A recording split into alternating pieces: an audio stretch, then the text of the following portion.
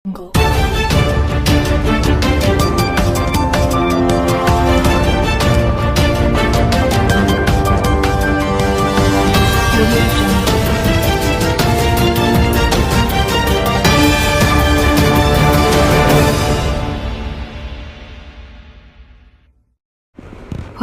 News ಚಾನೆಲ್ಗೆ ಸ್ವಾಗತ. ನಾನು ಪೂರ್ಣಿಮಾ ಗಾಯಕ್ವಾಡ್. ವಿಜಯಪುರದಲ್ಲಿ ಮಾಜಿ ಶಾಸಕ ಡಾಕ್ಟರ್ ದೇವಾನಂದ್ ಚವ್ಹಾಣ್ ಪತ್ರಿಕಾಗೋಷ್ಠಿಯಲ್ಲಿ ಮಾತನಾಡಿದರು. ಮೈಸೂರು ದಸರಾ ಮಾದರಿಯ ಹಿಟ್ಟನಹಳ್ಳಿ ದಸರಾ ನಾಡದೇವಿ ನವರಾತ್ರಿ ಉತ್ಸವಕ್ಕೆ ಭರದ ಸಿದ್ಧತೆ.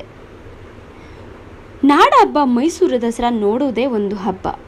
ಈ ದಸರಾ ಹಬ್ಬದಂತೆ ವೈಭವಯುತವಾಗಿ ತಾಂಬಾದಲ್ಲಿ ಕಳೆದ 54 ವರ್ಷಗಳಿಂದಲೂ ಶಿಕ್ಷಣ ಪ್ರೇಮಿ ಫುಲ್ಸಿಂಗ್ ಚವ್ಹಾಣ್ ಅವರ ನೇತೃತ್ವದಲ್ಲಿ ದಸರಾ ಆಚರಣೆ ಮಾಡಲಾಗುತ್ತಿದ್ದು, ಈ ಪರಂಪರೆಯನ್ನು ಮಾಜಿ ಶಾಸಕ ಹಾಗೂ ಅವರ ಪುತ್ರ ಡಾಕ್ಟರ್ ದೇವಾನಂದ್ ಚವ್ಹಾಣ್ ಮುಂದುವರಿಸಿಕೊಂಡು ಹೋಗುತ್ತಿದ್ದು, ಈ ಬಾರಿಯೂ ಸಹ ತಾಂಬಾದಲ್ಲಿ ಇದೇ ದಿನಾಂಕ 22ರಿಂದ ಅಕ್ಟೋಬರ್ 2ರವರೆಗೆ ನವರಾತ್ರಿ ಉತ್ಸವ ನಡೆಯಲಿದೆ ಎಂದು ಮಾಧ್ಯಮದ ಮುಂದೆ ಪತ್ರಿಕಾಗೋಷ್ಠಿಯಲ್ಲಿ ಮಾತನಾಡಿದರು.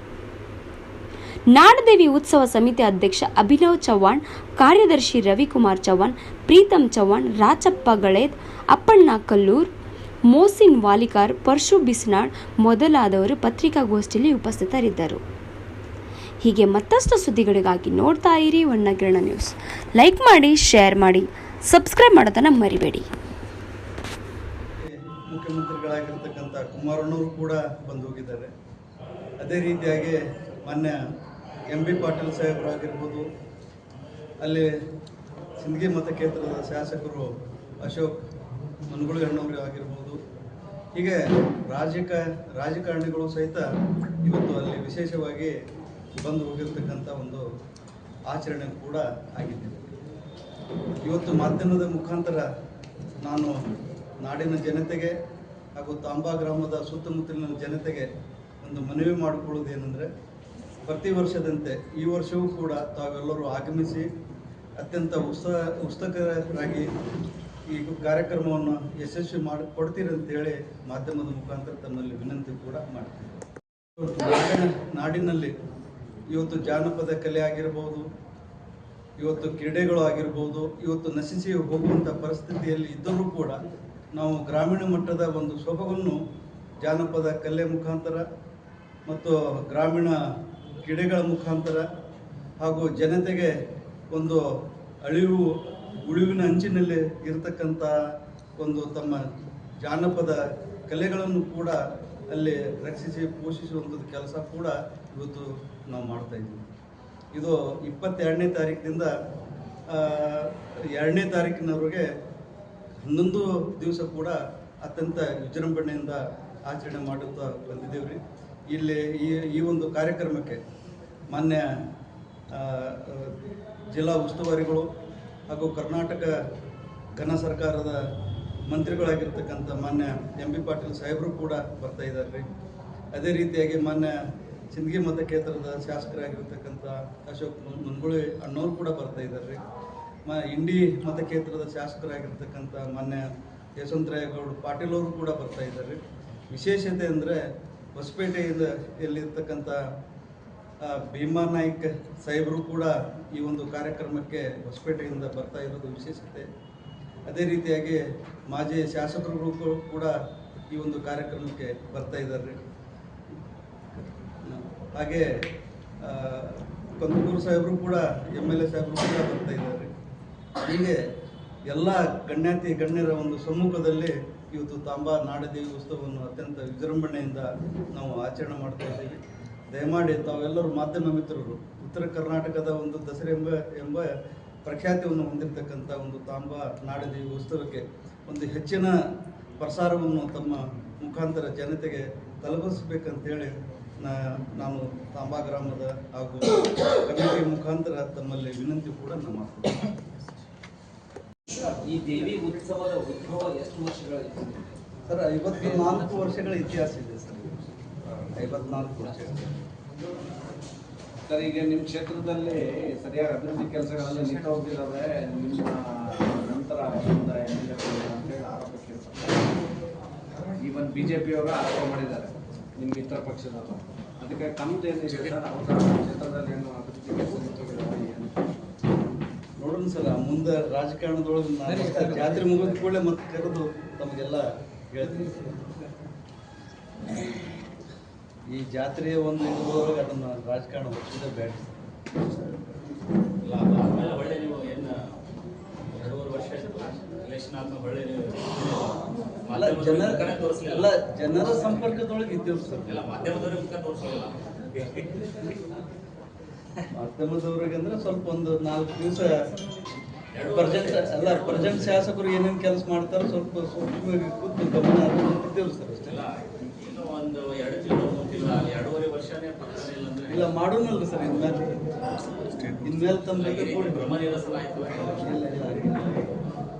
ಸರ್. ಈ ಒಂದು ಇಲೆಕ್ಷನ್ ಟೈಮ್ದಾಗ ಭಾಳ ಈ ಒಂದು ಅವ್ರಿಗೂ ಪ್ರಶ್ನೆ ಮಾಡ್ಬೇಕು ಮಾಧ್ಯಮ ಇದರಲ್ಲಿ ಭಾಗಿಯಾಗಿರ್ತಕ್ಕಂಥ ಜಗದಂಬಾ ಸಂಸ್ಥೆ ಚೇರ್ಮನ್ರಾಗಿರ್ತಕ್ಕಂಥ GB ಅಂಗಡಿ ಸರ್ ಹಾಗೂ ಜಗದಂಬಾ ಸಂಸ್ಥೆಯ ಕಾರ್ಯದರ್ಶಿಗಳಾಗಿರ್ತಕ್ಕಂಥ ರವಿ ಚವ್ಹಾಣ್ ಅವರು, ಆನಂತರ ಗ್ರಾಮ ಪಂಚಾಯತಿ ಸದಸ್ಯರಾಗಿರ್ತಕ್ಕಂಥ ನಮ್ಮ ಅಣ್ಣಪ್ಪ ಕಲ್ಲೂರು ಸಾಬ್ರು ಹಾಗೂ ವಿಜು ದೊಡ್ಡಗುಣಿಯವರು ಹಾಗೂ ಈ ಜಾತ್ರಾ ಕಮಿಟಿಯ ಅಧ್ಯಕ್ಷರಾಗಿರ್ತಕ್ಕಂಥ ಅಭಿನವ್ ಚವ್ಹಾಣ್ ಅವರು ಹಾಗೂ ನಮ್ಮ ತಾಂಬಾ ಗ್ರಾಮದ ಗ್ರಾಮ ಪಂಚಾಯತಿ ಸದಸ್ಯರಾಗಿರ್ತಕ್ಕಂಥ ಮಾಸಿಮಣ್ಣವರು ಹಾಗೂ ಪ್ರಕಾಶ್ ದೊಡ್ಡಗುಣಿಯವರು, ಆನಂತರ ನಮ್ಮ ಕೋಟೀಸ್ ಅವರು ಎಲ್ಲರೂ ಕೂಡ ಭಾಗಿಯಾಗಿದ್ದರು. ದೇವೇಂದ್ರನವರು ಕೂಡ ಮಾತಾಡ್ತೇನೆ.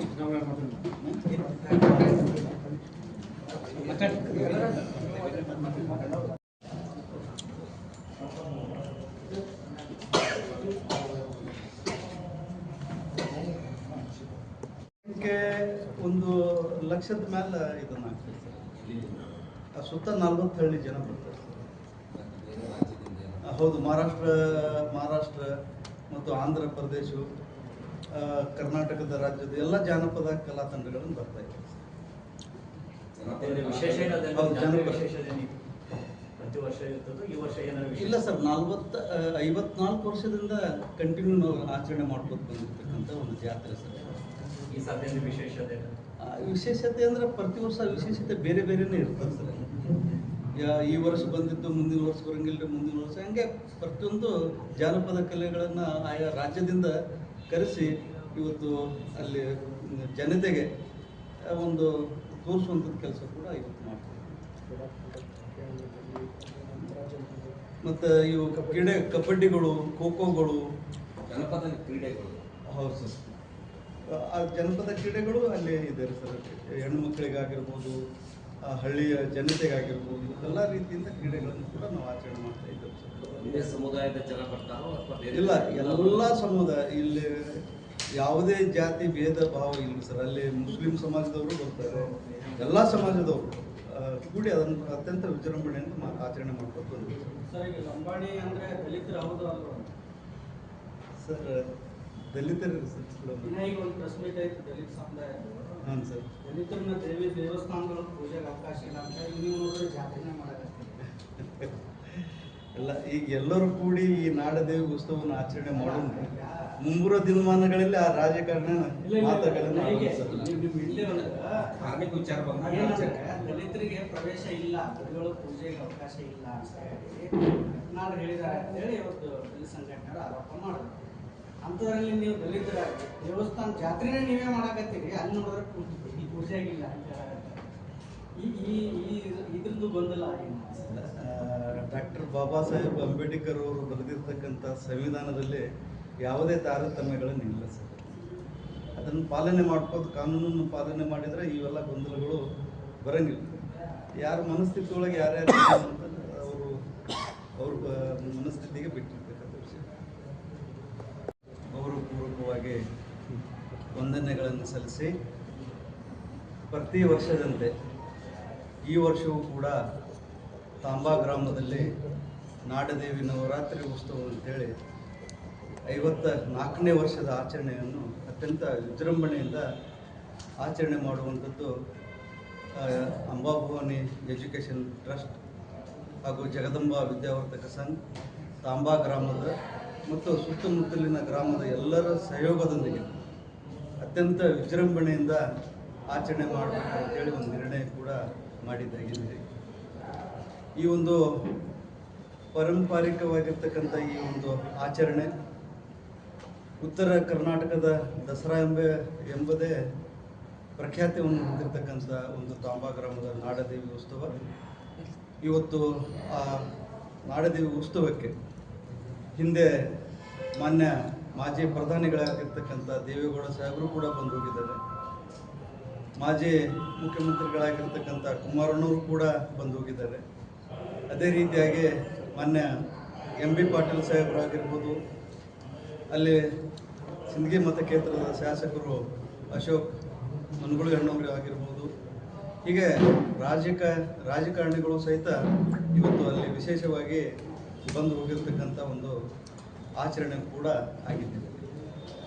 ಇವತ್ತು ಮಾಧ್ಯಮದ ಮುಖಾಂತರ ನಾನು ನಾಡಿನ ಜನತೆಗೆ ಹಾಗೂ ತಾಂಬಾ ಗ್ರಾಮದ ಸುತ್ತಮುತ್ತಲಿನ ಜನತೆಗೆ ಒಂದು ಮನವಿ ಮಾಡಿಕೊಳ್ಳುವುದೇನೆಂದರೆ, ಪ್ರತಿ ವರ್ಷದಂತೆ ಈ ವರ್ಷವೂ ಕೂಡ ತಾವೆಲ್ಲರೂ ಆಗಮಿಸಿ ಅತ್ಯಂತ ಉತ್ಸುಕರಾಗಿ ಈ ಕಾರ್ಯಕ್ರಮವನ್ನು ಯಶಸ್ವಿ ಮಾಡಿಕೊಡ್ತೀರಿ ಅಂತೇಳಿ ಮಾಧ್ಯಮದ ಮುಖಾಂತರ ತಮ್ಮಲ್ಲಿ ವಿನಂತಿ ಕೂಡ ಮಾಡ್ತೀನಿ. ಹೇಳಿ ಸರ್. ಮೈಸೂರು ದಸರಾ ಯಾವ ಥರ ನಡೀತೈತಿ, ತಾಂಬಾ ಗ್ರಾಮದ ಉತ್ತರ ಕನ್ನಡದ ಮೈಸೂರು ದಸರಾ ಅಂತ ತಪ್ಪಾಗಲಿಕ್ಕೆ ಅಂಥ ವಿಜೃಂಭಣೆ ನಡೀತೈತಿ. ನಮ್ಮೂರಾಗ ಎಲ್ಲ ಸಮುದಾಯ ಜಾತ್ಯತೀತವಾಗಿರ್ತಕ್ಕಂಥ ಒಂದು ಕಾರ್ಯಕ್ರಮ ಅಂದ್ಕೊಂಡು ಎಲ್ಲರನ್ನ ವಿಶ್ವಾಸ ತೆಗೆದುಕೊಂಡು, ಯಾಕಂದ್ರೆ ಅಂಥ ಕಾರ್ಯಕ್ರಮನ 53 ವರ್ಷಗಳಿಂದ ದೇವಾನಂದನ ತುಂಬ ಅವರ ತಂದೆ ಹಿಡ್ಕೊಂಡು ಕೂಡ ಈ ಜಾತ್ರೆಯನ್ನು ವಿಜೃಂಭಣೆ ನಡೆಸೋದು ಬಂದಾರ.